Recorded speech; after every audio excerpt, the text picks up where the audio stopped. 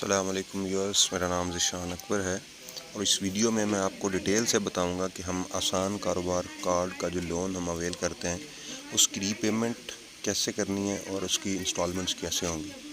मतलब आप इंस्टॉलमेंट किस तरह से पे करेंगे, कब पे करेंगे और कितनी पे करेंगे, ये सबसे पहला जो इसका सिनेरियो है वो है। अब लेट अस से आज है 16 फरवरी 2025, तो 16 मई 2025 को आपने कार्ड एक्टिव किया है। अब इस चीज़ को आप जहन में रखें, 16 मार्च 2025 को आपने कार्ड एक्टिव कर लिया। उसके बाद आपने 16 जुलाई भी छोड़ देनी है, 16 जून भी, 16 जुलाई भी, 16 अगस्त भी। अब आपकी जो पहली इंस्टॉलमेंट है वो 16/8 से 16/9 के दरमियान आपने पे करनी है। मतलब आपके पास आखिरी जो डेट है वो 16/9 है। 16/9 तक आपने पे करनी है पहली इंस्टॉलमेंट। मतलब 3 महीने गुजर जाएंगे जब तीसरे और चौथे महीने के दरमियान में आपने पहली इंस्टॉलमेंट पे करनी है। अब वो कितनी होगी, कैसे पे करनी है, तो सबसे पहली बात पे आप आएँ। अब लेटस से आपका जो लोन है वो 3 लाख रुपए अप्रूव हुआ है। अब इस 3 लाख को आपने आज अवेल किया या आज अवेल करना शुरू किया तो 3 महीने के अंदर आपने कुछ भी नहीं देना। 3 महीने का ग्रेस पीरियड है, आपको कोई पेनल्टी, कोई आपने किस्त पे नहीं करनी है। लेकिन उसके बाद 3 महीने जैसे ही गुजरेंगे तो आपने 16 अगस्त से 16 सितंबर के दरमियान पहली किस्त पे करनी है। अब वो कितनी होगी, वो आपके इस लोन का 0.05 होगा मल्टीप्लायर, मतलब 5% मिनिमम है। आप 6% भी करा सकते हैं, आप 7% भी करा सकते हैं, मतलब मिनिमम ही कराते हैं लोग, तो मैं उस पर रह रहा हूँ कि आपने 5% मिनिमम इंस्टॉलमेंट पे करनी है अगले 1 साल के लिए, क्योंकि इस लोन का टेन्योर 3 साल है और उसमें 3 महीने ग्रेस पीरियड है। मतलब 3 महीने पे नहीं करना, अगले 1 साल के लिए अगले 12 महीने जो भी होंगे, मतलब जो आपने 16 अगस्त से 16 सितंबर के दरमियान किस्त पे करनी है वो 15,000 रुपये कम अज़ कम होगी। आप वो 16 भी करवा सकते हैं, आप वो 15,100 भी करवा सकते हैं, आप 17 भी करा सकते हैं, आप 20 भी करा, जितना आपके लिए आसान है। इस पे कोई रिस्ट्रिक्शन नहीं है।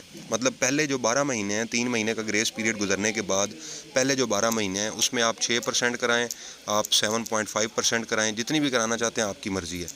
तो आपका अगर लोन 5 लाख का है लेटर से, आप उसका 5% जमा कराना चाहते हैं तो वो 25,000 बनेगा। अब आप ये कम अज़ कम है, 25,000 से कम तो आप करा ही नहीं सकते ना 5 लाख के लिए। अब आपका लोन अगर 1.5 लाख अप्रूव हुआ है तो आप उसका 0.05 कराएंगे तो 7,500 रुपये बनेगा। अब पहले 3 महीने का ग्रेस पीरियड गुजरा, जो 16 अगस्त से 16 सितंबर वाली पहली इंस्टॉलमेंट होगी, उसके बाद आपने 11 और इंस्टॉलमेंट्स देनी है सेम अमाउंट की। 7,500 रुपये आप फिक्स कर लें कि मैंने हर महीने देने हैं मिनिमम। अब ये आपके पास अगर कभी ज़्यादा होते हैं तो आप ज़्यादा भी करवा सकते हैं। ये ज़रूरी नहीं है कि पहला जो 12 महीने है ना, इसमें कोई मसला नहीं है। आप किसी महीने 10% करा दें, किसी महीने 7.5 करा दें, 7.5%, किसी महीने 6% करा दें, किसी महीने 8 करवा दें, किसी महीने 9 करवा दें। वो आप पे डिपेंड करता है। अब ये 13,500 है, ज़रूरी नहीं है, आप 13,400 भी करा सकते हैं, उसमें भी कोई मसला नहीं है। अब उससे आगे क्या होगा, अब देखें, आपने लेटस से अब मैं 3 लाख पे रहता हूँ, क्योंकि कमेंट आया था 3 लाख का, तो मैं उस पे ही रहता हूँ। 3 लाख पे आप 5% कराते हैं 15,000। अब आपने पूरा साल 15,000 रुपये सबमिट कराए हैं 12 महीने, 1,80,000 रुपये आप पे कर चुके हैं। मीन आपका जो लोन है वो 12 महीनों में 1,80,000, टोटल लोन कितना था 3 लाख रुपये, उसमें से 1,80,000 आप पे कर चुके हैं, तो बाकी कितना लोन बचा 1,20,000। अब आपके पास टाइम कितना है, 1 साल गुजर गया वो, उसके बाद आपका 2 साल का अरसा रह गया। उस 2 साल पे आपने इसे डिवाइड करना है 24 पे। इट मीन्स कि आपने 5,000 रुपये पर मंथ देना है। तो पहला जो 1 साल है वो मुश्किल है थोड़ा सा, और उसके बाद जो टाइम होगा वो आसान होगा। अब इसकी मैक्सिमम जो अमाउंट थी वो 10 लाख है, तो मैं उसकी एग्जांपल आपको दे देता हूँ। अब जिस बंदे की 10 लाख रुपए इंस्टॉलमेंट वो है, तो उसने पहला जो साल है वो 0.05% पे करना है। मीन वो 50,000 रुपीज़ पर मंथ पे करेगा पहले साल के अंदर, 3 महीने के ग्रेस पीरियड गुजरने के बाद। तो ये 50,000 आप पहले 12 महीने पे करेंगे। जैसे ही अब ये आपने 50,000 पे किया, कितने 12 महीने, तो ये 6 लाख पे हो गया। बाकी आपके पास कितने बचे, 10 लाख में से 4 लाख रुपए। अब उस 4 लाख को आपने पे करना है 24 इंस्टॉलमेंट्स में बराबर। अब वो बनती हैं 16,666 रुपये। अब उसकी ये कैलकुलेशन है according to informations on the website. अब अगर मैं वेबसाइट को ओपन करूं तो उसको भी आप देख लें, उस पर जो कंडीशंस लिखी हुई हैं मैं वो आपको बता देता हूं कि बेसिकली कंडीशंस क्या हैं। सॉरी, इसमें इंटरनेट का इशू आ रहा है, इसको हम कनेक्ट करके फिर यस। तो यहाँ पे